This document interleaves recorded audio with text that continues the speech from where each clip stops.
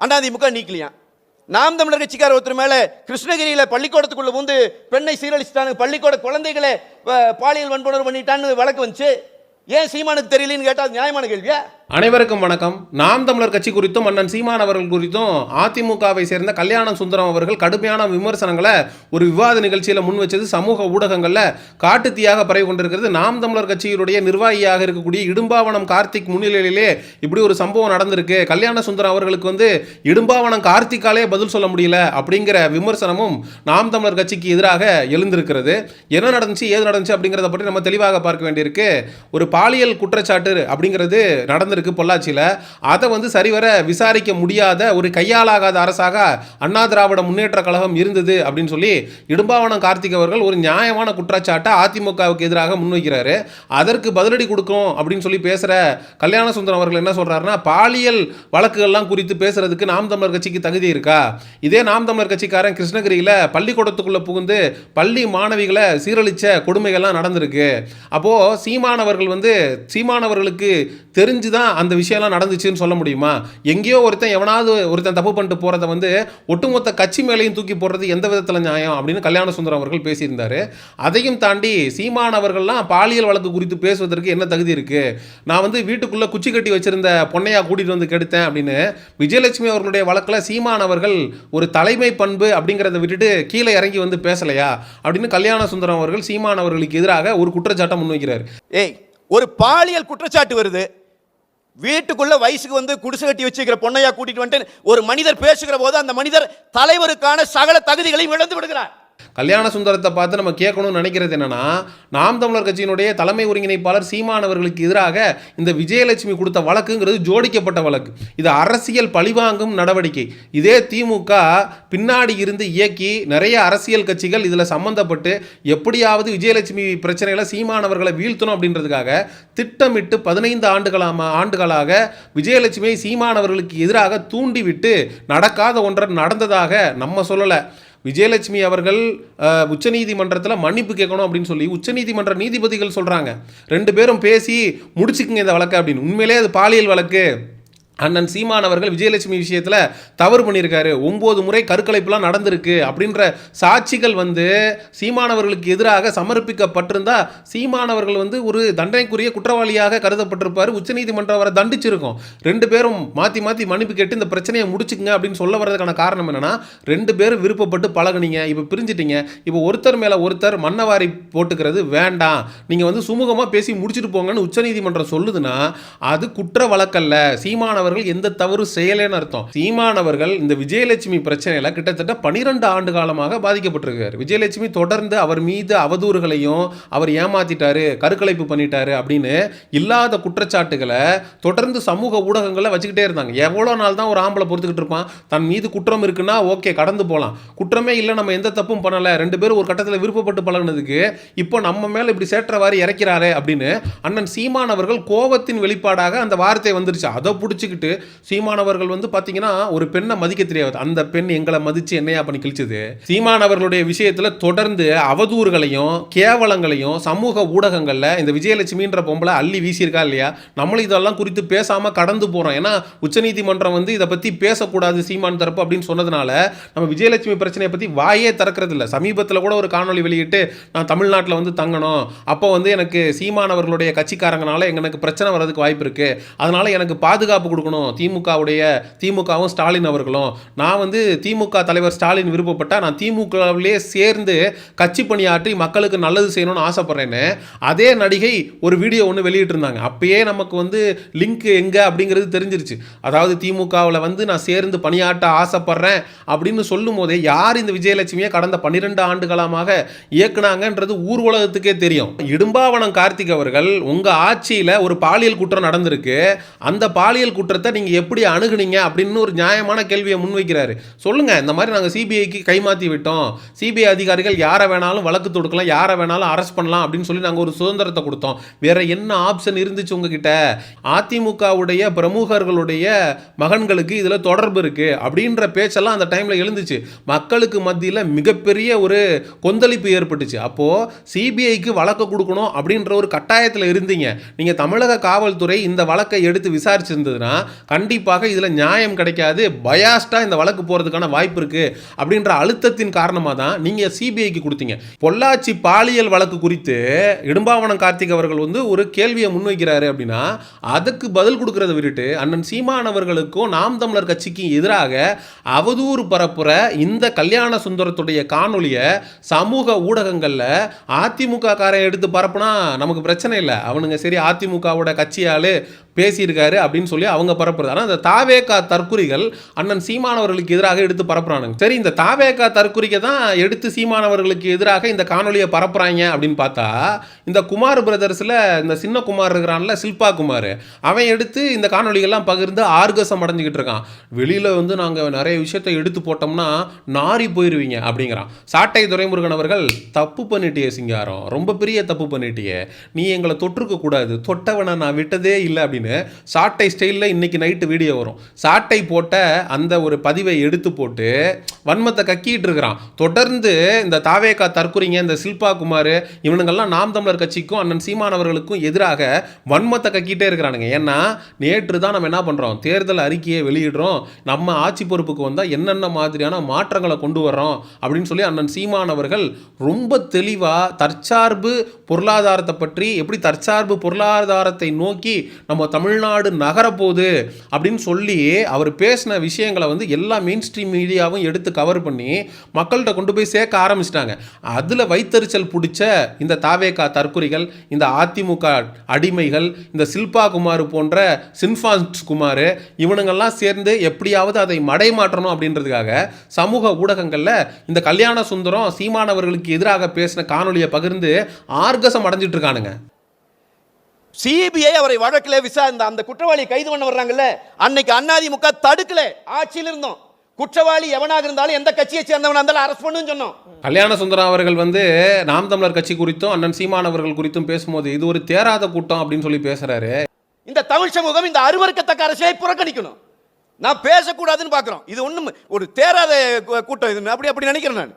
ஏன்பா, அந்த தேராத கூட்டத்திலிருந்து போனவர் தானே நீயும். நீ இதுக்கு முன்னாடி எங்கே போய்கிட்டு இருந்த? இதே அதிமுகவில் அப்படியே கஷ்டப்பட்டு அப்படியே மேலே வந்த மாதிரி பேசிகிட்டு இருக்கிற. உங்களுடைய தலைமை பீடத்தில் உட்காந்துருக்கக்கூடிய நபரே காலுக்கு அடியில், அதாவது தவழ்ந்து போன காட்சிகள் இப்போ வரைக்கும் காணொலிகளாக இருக்குப்பா. அவரே கீழே தவழ்ந்து போய் தான் இன்னைக்கு தலைமை இடத்துல போய் உட்காந்துருக்கிறாரு. அவருக்கு கீழே வேலை செய்யக்கூடிய நீங்கள்லாம் அண்ணன் சீமானவர்கள் குறித்து விமர்சனம் பண்ணுறதுக்கு உங்களுக்கு என்ன தகுதி இருக்கிறது? அண்ணன் சீமானவர்கள் மணல் கொள்ளை குறித்து பேசும்போது எவனோ எடுத்து விற்கிறதுக்கு ஐயா எடப்பாடி அவர்களே எடுத்து வித்துட்டு போட்டோம் அப்படின்னு சொல்லி எடப்பாடி பழனிசாமி அவர்களுக்கு ஆதரவாக சீமான் பேசியிருக்கிறாரு. இதே உதயநிதியோட ரெட் ஜெயண்ட் வந்து ஒரு மிகப்பெரிய அளவில் ஆதிக்கம் செலுத்துகிறது. தமிழ்நாட்டில் இருக்கக்கூடிய திரையரங்குகள் எல்லாத்தையுமே அவங்களுடைய கட்டுப்பாட்டில் வச்சிருக்கிறாங்க, ஒரு மோனோபோலியா போய்கிட்டு இருக்கு அப்படின்னு சொல்லி ஒரு கேள்வியை வந்து சீமான் அவர்கள்ட்ட முன்வச்ச போது அமேசான் பிரைம் ஏதோ ஒரு கம்பெனிக்காரன் எவனோ எங்கேருந்து வாங்குறதுக்கு உதயநிதி அவர்களே வந்து பண்ணிட்டு போட்டுமே அப்படின்னு சொல்லி ஒரு மோனோபோலியை ஆதரித்து உதயநிதிக்கு ஆதரவாக பேசுகிறாரு. இவரெல்லாம் வந்து எப்படி ஒரு தலைவராக இருக்க முடியும் அப்படின்னு சொல்லிட்டு கல்யாண சுந்தரம் அவர்கள் ஒரு விமர்சனத்தை முன்வைக்கிறாரு. இதே சீமான் அவர்கள் தாது மணல் கொள்ளை நடக்கிறது என்று பேசிய போது அவருடைய மேடையில் ஐயா எடுத்து விற்கலீங்கன்னா வேற எவனோ எடுத்து வைக்க போறான்னு பேசினாரா இல்லையா? இதே சீமான் அவர்கள் சினிமா மோனோபோலி ஆகுது, உதயநிதிக்கு சொந்தமான நிறுவனத்துக்கு தான் எல்லா படங்களும் கொடுக்கப்படுது, அவங்க கொடுத்தா மட்டும் தான் திரையிடப்படுதுன்னு பிரச்சனை வந்தப்ப செய்தியாளர் சந்திப்பில் அது அமேசான் அவன் வெளியிருந்து வாங்கிட்டு போறதுக்கு தம்பி பண்றது தப்பு இல்லையான்னு பேசினாரா இல்லையா? எப்பா கல்யாண சுந்தரம், சீமானவர்கள் மீது எங்களுக்கும் பல இடங்களில் மாற்று கருத்துக்கள் இருக்குது. அப்படி மாற்று கருத்துக்கள் இருக்கும்போது அண்ணன் வந்து இதை திருத்தி கொள்ளணும், அண்ணன் இது பேசுனது இந்த இடத்துல தவறு அப்படின்னு சொல்லி நாங்கள் முட்டு கொடுக்காம அண்ணன் சீமானவர்கள் செய்யக்கூடிய தவறுகளை நாகரீகமாக சுட்டி காட்டியிருக்கிறோம்.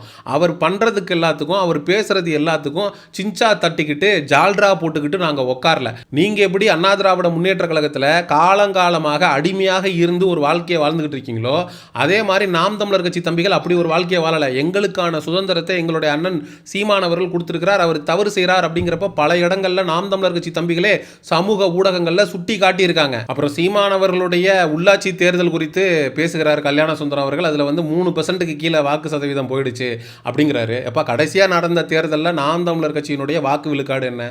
8.25. இதுதான் நாம் தமிழர் கட்சியினுடைய வாக்கு விழுக்காடு. இந்த நாம் தமிழர் கட்சி வந்து ராகுல் காந்தியா மோடியா அப்படிங்கிற அந்த போட்டியிலேயே 8.25 வாக்குகளை வாங்கி அங்கீகரிக்கப்பட்ட அரசியல் கட்சியாக மாறி இருக்கிறதுனா கண்டிப்பாக வருகிற 2026 தேர்தலில் 2 மடங்கு 8ங்கிறது வந்து 16 ஆகி கண்டிப்பாக மக்களுக்கு மத்தியில் மிகப்பெரிய அளவில் நாம் தமிழர் கட்சி ஒரு எழுச்சியை பெறுங்கிறதுல மாற்று கருத்தே இல்லை. இதில் கல்யாண சுந்தரம் என்ன சொல்றாரு, அண்ணா திராவிட முன்னேற்ற கழகத்தில் நாங்கள் குற்றமே நடக்கலைன்னு சொல்லலை, குற்றங்கள் நடந்திருக்கு, ஆனால் அதற்கான நடவடிக்கையும் எடுக்கப்பட்டிருக்கு அப்படின்னு சொல்றாரு. அண்ணன் சீமானவர்கள் நேற்று தேர்தல் அறிக்கையை வந்து குறிப்பிடும்போது குற்றமே நடக்காத அளவுக்கு தடுக்கிறதுக்கான ஒரு திட்டத்தை முன்மொழிகிறார். காவல்துறையில் ஒரு பிரிவை கிரியேட் பண்ணி மக்களோடு மக்களாக நான் உழவ விட்டுருப்பேன், மக்கள் என்ன பண்ணுறான் ஏது பண்ணுறான் அப்படிங்கிற விஷயத்தை நான் கண்காணிச்சுக்கிட்டே இருப்பேன், குற்றங்களே நடக்க விடாமல் தடுக்கிறது தான் என்னுடைய பிரதான விஷயமா இருக்கும் அப்படின்னு அண்ணன் சீமானவர்கள் சொல்கிறாரு. குற்றம் நடந்ததுக்கு பிறகு எடுக்கப்படக்கூடிய நடவடிக்கையை விட குற்றம் நடக்கிறதுக்கு முன்னாடியே தடுக்கிறதுக்கான ஒரு விஷயம்தான் உண்மையிலே பாராட்டுதலுக்குரிய ஒன்றாக இருக்கும். அந்த தெளிவு அண்ணன் சீமானவர்கள்ட்ட இருக்குது. நாம் தமிழர் கட்சி ஆட்சி பொறுப்புக்கு வறுமையானால் அப்போ கண்டிப்பாக மக்களுடைய பாதுகாப்பு, குறிப்பாக பெண்களுடைய பாதுகாப்பு அப்படிங்கிறது உறுதி செய்யப்படும். அதாவது இந்த பாலியல் குற்றங்கள்லாம் குறித்து பேசுவதற்கு நாம் தமிழர் கட்சிக்கு வந்து தகுதியே கிடையாது அப்படின்னு கல்யாண சுந்தரம் அவர்கள் பேசுறாரு. வேற யாருக்குப்பா தகுதி இருக்கு? உங்க கட்சியில் இருக்கக்கூடிய எல்லாருக்கும் தகுதி இருக்கா? நான் என்ன கேட்கிறேன், அண்ணன் சீமானவர்களுக்கு எதிராக இந்த விஜயலட்சுமி விஷயத்துல 12 ஆண்டு காலமாக ஒரு பெண்ணை இயக்கி ஒரு அரசியல் கட்சி தலைவரை வீழ்த்தணுன்றதுக்காக திட்டமிட்டு ஒரு வேலை செஞ்சிருக்கிறாங்க. அந்த இடத்துல நீ இருந்து பாரு, உனக்கு அது தெரியும். முட்டை போடுற கோழிக்கு தான் அந்த வழி தெரியும். சம்பந்தப்படலை நீ எங்கேயோ தூரமா இருந்து பார்க்கும்போது உனக்கு வந்து ஜாலியாக தான் இருக்கும். அண்ணன் சீமானவர்களை விமர்சனிக்கணும் அப்படின்னு தான் உனக்கு தோணும். அவரோட இடத்துல இருந்து பார்க்கும்போது தான் நம்ம பண்ணாத ஒரு விஷயத்துக்கு 12 வருஷமா நம்மளுடைய பேரை ஒரு பெண்ணை வைத்து களங்கப்படுத்திட்டு வர்றாங்களே அப்படின்னு அவரிடத்துல இருந்து பார்க்கும்போது தான் அந்த வலி என்ன, வேதனை என்ன அப்படிங்கிறது புரியும். அப்புறம் விஜய் அவர்களுடைய அரசியல் வருகையை வந்து எதிர்நோக்கி நாம் தமிழர் கட்சியும் அண்ணன் சீமானவர்களும் தேவடு காத்துக்கிட்டு இருந்தோமா. விஜய் அவர்கள் வந்து அரசியலுக்கு வருவார், நமக்கு ஆதரவு தருவார், நம்ம விஜய் அவர்களை வச்சு நம்ம வந்து ஆட்சி அமைச்சரலாம், சீமானவர்கள் முதலமைச்சர், விஜய் அவர்கள் துணை முதலமைச்சர் அப்படின்னு சொல்லி நம்ம பகல் கனவு கண்டுகிட்டு இருந்தோமா. விஜய் அவர்களோட நாங்கள் போய் நின்னோங்க எவ்வளோ கொச்சையா. நீங்கள் தானுங்க போய் நின்னீங்க, மைக்கை பிடிச்சிட்டாரு, அவன் தான் துணை முதலமைச்சர் ஆக்குவேன், நீங்கள் தான் கெஞ்சிட்டா பின்னாடி தெரிஞ்சீங்க. இந்த கல்யாண சுந்தரம் சொல்கிறாரு, விஜய் அவர்கள் விஷயத்தில் நீங்கள் தானங்க போய் நின்னீங்க. எப்பா விஜய் அவர்கள் எங்களை கூப்பிட்டாருப்பா, அதனால் போனோம், 3 மணி நேரம் பேச்சுவார்த்தை நடத்தினார். அதுக்கப்புறம் அவரோட ஐடியாலஜி எல்லாம் சொல்கிறாரு. அதில் வந்து நிறைய இடத்துல நாங்கள் முரண்படுறோம், நிறைய இடத்துல உடன்படுறோம். அதுக்கப்புறம் விஜய் அவர்களுக்கு ஒரு அறிவுரையும் சொல்கிறோம். தம்பி, அரசியல் அப்படிங்கிறது அது வந்து அழகான மீன்கள் வந்து கொஞ்சம் தெரியக்கூடிய குளம் இல்லை, அது முதலைகள் தெரியக்கூடிய அகழி, அதனால் ஒவ்வொரு அடியும் பார்த்து கவனமாக வைக்கணும் அப்படின்னு சரியான அறிவுரையை அண்ணன் சீமான் அவர்கள் கொடுத்துருந்தாரு. அந்த அறிவுரையை விஜய் பின்பற்றியிருந்தா கரூரில் 41 உயிர் போயிருக்காது. இன்னைக்கு சிபிஐ என்கொயரின்னு விஜய் தெருவாக அலைஞ்சிட்டு இருந்திருக்க மாட்டார். அப்போது சீமான் அவர்கள் விஜய்க்கு கொடுக்க வேண்டிய ஒரு சரியான ஆலோசனையை கொடுத்துருக்காரு. அப்போது விஜய் அவர்கள் நம்மளோடு வலு சேர்க்கிறதுக்காக வராரு. ஏன்னா தமிழன்னு ஆள போகிறான் தமிழன் அப்படின்லாம் பாடும்போது தமிழ் தேசிய அரசியலை கையில் எடுக்க போகிறாரு அப்படின்னு நாங்களாம் நம்பிக்கிட்டு இருந்தோம். திரும்ப ஈவேராவையும் திராவிட அரசியலையும் தூக்கிட்டு வராரு. அப்போ அந்த இடத்துல அவரை எதிர்க்க வேண்டிய சூழல் அப்படிங்கிறது உருவாகுது.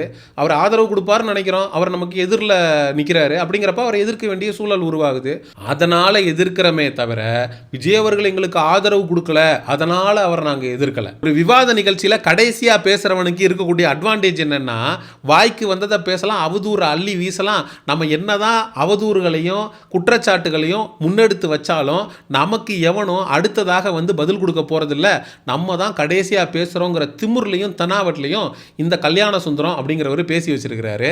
இந்த விவாத நிகழ்ச்சியை நடத்தின நபர்களை நம்ம வன்மையாக கண்டிக்கிறோம். நீங்கள் அரை மணி நேரம் அவர் சீமானவர்களுக்கு எதிராக, நாம் தமிழர் கட்சிக்கு எதிராக அவதூறு பரப்பட்டோம், அவருக்கு நீங்கள் பேச்சு சுதந்திரத்தை கொடுங்க, தப்பு இல்லை, பிரச்சனை இல்லை. ஆனால் அவர் பரப்புன அவதூறுக்கு தக்க பதிலடியை கொடுக்கறதுக்கு அதே இடத்துல நாம் தமிழர் கட்சியுடைய பொறுப்பாளர் இடும்பாவனம் கார்த்திக் இருக்காரு. அவர் அரை மணி நேரம் அண்ணன் சீமானவர்களுக்கு எதிராக வச்ச குற்றச்சாட்டுக்கு 5 நிமிஷம் இதே இடும்பாவனம் கார்த்தி அவர்களை பதில் கொடுக்க விட்டுருந்தீங்கன்னா அந்த பதில் காணொலியை நாங்கள் வந்து இவர் பேசினதுக்கு நாங்கள் எதிராக இந்நேரம் வந்து நாங்கள் பரப்பியிருப்போம் நாம் தமிழர் கட்சி தம்பிகள். ஆனால் பதிலே கொடுக்க விடாமல், இடும்பாவனம் கார்த்தியை பேச விடாமல் கல்யாண சுந்தரத்தை மட்டும் சீமானவர்களுக்கு எதிராக வன்மம் கக்க வச்சது உண்ணா நம்பர் அயோக்கியத்தனம். வன்மையான கண்டனத்தை இந்த விவாத நிகழ்ச்சியை நடத்தின நபர்களுக்கு எதிராக நான் இந்த இடத்துல பதிவு செய்கிறேன். குறிப்பாக அண்ணன் சீமானவர்கள் தன்னுடைய வீட்டு வாடகையாக 3 லட்சம் ரூபா பணம் கொடுக்குறாருங்கிறத எதன் அடிப்படையில் நீ குற்றச்சாட்டு வச்ச? நீ தான் மாதம் மாதம் அண்ணன் சீமானவர்களுக்கு வாடகை கொடுத்துட்டு இருக்கியா? உன்னோட பேங்க்ல இருந்து தான் எல்லா டிரான்சாக்ஷனும் நடந்திருக்கா? அப்போ இது மாதிரி ஆதாரம் இல்லாத குற்றச்சாட்டுகளை அண்ணன் சீமானவர்களுக்கு எதிராக இந்த கல்யாண சுந்தரம் அடுக்கியிருக்காரு. அதற்கு தக்க பதிலடியை நாம் தமிழர் கட்சி தம்பிகள் சமூக ஊடகங்களில் கொடுத்துட்ருக்காங்க. நீங்களும் உங்களுடைய வன்மையான கண்டனங்களை இந்த காணொலியோட முடிவில் கமெண்ட் செக்ஷனில் பதிவு பண்ணுங்கள். கல்யாண சுந்தரத்தினுடைய கண்ணில் படும் வரை இந்த காணொலியை நாம் தமிழர் கட்சி தம்பிகள் பரப்புங்க. சமூக நிகழ்வு அரசியல் சார்ந்த பதிவுகளுக்கு சயோனிசம் சேனலை சப்ஸ்கிரைப் பண்ணுங்கள். அடுத்த ஒரு காணொலி பதிவில் சந்திப்போம். நன்றி, வணக்கம்.